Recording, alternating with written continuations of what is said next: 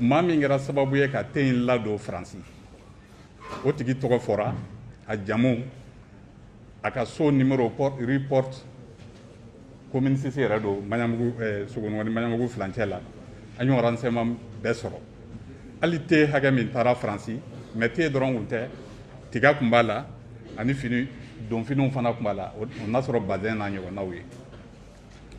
te kun ye kilo 50 de min bi facture la ni Faransi douane y'o minɛ maintenant an kɛlen k'o kunnafoniw sɔrɔ an ye wulikajɔ dɔ kɛ anw ka service ani direction du commerce ani direction de l'agriculture ka taa a tigilamaa fɛ yen nɔ kow ɲɛfɔlen y'a ye a ye facture jira an na ale y'a sɔrɔ yɔrɔ min o de kɛra sababu ye n'an y'a dɔn k'a fɔ te Ashura don sinon k'a fɔ ko an wulila ka sin te Ashura ma parce que c'est le thé le plus populaire o tɛ sɛgɛsɛgɛli de y'an lase yen facture a papier bɛɛ b'an bolo yan an sera cɛ y'a san yɔrɔ min o kun ye demi grossiste ye o fana y'an lase grossiste ma min yɛrɛ bɛ bɔ ni te ye Chine nka a kelen tɛ bɔ ni te ye Chine mɔgɔ caman bɛ na ni te ye ka bɔ Chine bɛɛ b'i ka tɔgɔ da i ka te la mais an sera nin ma sisan an y'a sɔrɔ k'a fɔ te foyi t'a fɛ yen grossiste fɛ yen ale yɛrɛ ko nɔgɔya an bolo ka segin ka na demi grossiste fɛ yen an y'a sɔrɔ te bɛ yen a ka ca mais fɛn wɛrɛw fana bi a fɛ yen nɔ dɔw ye dumunifɛnw ye dɔw yɛrɛ tɛ dumunifɛnw ye o sɛgɛsɛgɛli kɔnɔna na an y'a ye k'a fɔ te fasugu min bɛ yen a hakɛ ka ca mais te kun ye lo 5 de lo généralement commerce la lo kelen kelen bɛɛ bi sɔrɔ den 1000 carton 1000 hakɛ commerce mɔgɔw ka sariya dɔ y'o ye mais an ye lo fasugu 5 de sɔrɔ yen nɔ donc o lo 5 kelen kelen bɛɛ an ye échantillon ta a bɛɛ la anw fana bɛ échantillon ta cogo min sariya de b'a la scientifiquement a tɛ k'a fɔ min b'i bolokɔrɔ ten i bɛ sin k'o ta kɛcogo de b'a la o kɛcogo labatotɔla y'a kɛ an ye kelen kelen ta carton kelen kelen ta lo ni kelen kelen bɛɛ la carton kelen kelen bɛɛ te paquet fitinin i n'a fɔ barada ɲɛ kelen hakɛ o den 200 de b'a kelen kelen bɛɛ kɔnɔ donc an y'o fɛn 5 de ta si ni si tɛ kelen maintenant ka sɔrɔ ka échantillon bɔ o kelen kelen fana kɔnɔ k'a bila ka taa laboratoire la n'o ye LCV o ye laboratoire min ye olu ka sɛgɛsɛgɛli ɲɛsinnen don pesticides de ma mɔgɔw bɛ fɛn minnu utiliser pour que ka fɛn ɲɛnamaw faga ou bien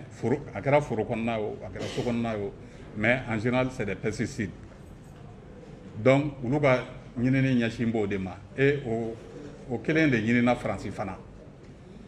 bon sɛgɛsɛgɛli sen fɛ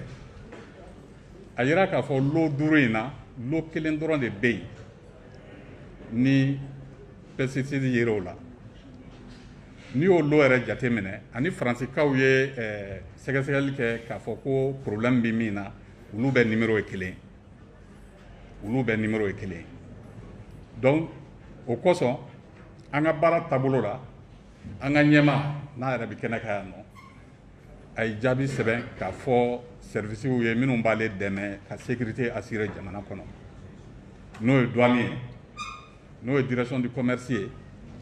n'o ye comme te don te ye groupe ye o gérelen don agriculture mɔgɔw fɛ donc a ye direction de l'agriculture mɔgɔw fana kunnafoniya a lettre kelen ampliation taara hali sécurité la o hukumu kɔnɔna na a bɛ ɲini u fɛ de bɛɛ ka wuli k'i jɔ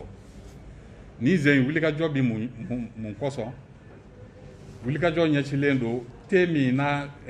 fɛn yera la pesticide yera la k'a fɔ ko a man ɲi adamaden ka consommation ma hali n'a sɔrɔ a tɛ girin k'i fa yɔrɔ kelen mais a kɔni man ɲi adamaden ma donc ko k'o de lajɛ sisan sur le marché k'o retirer k'o détruire o baara de daminɛlen sisan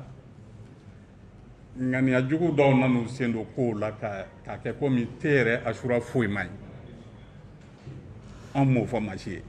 an ka lettres bɛɛ dalen filɛ résultat d'analyse filɛ nin ye lo kelen de yera k'a fɔ o man ɲi et o lo ni Faransi ta in bɛɛ numéro bɛ taa bɛn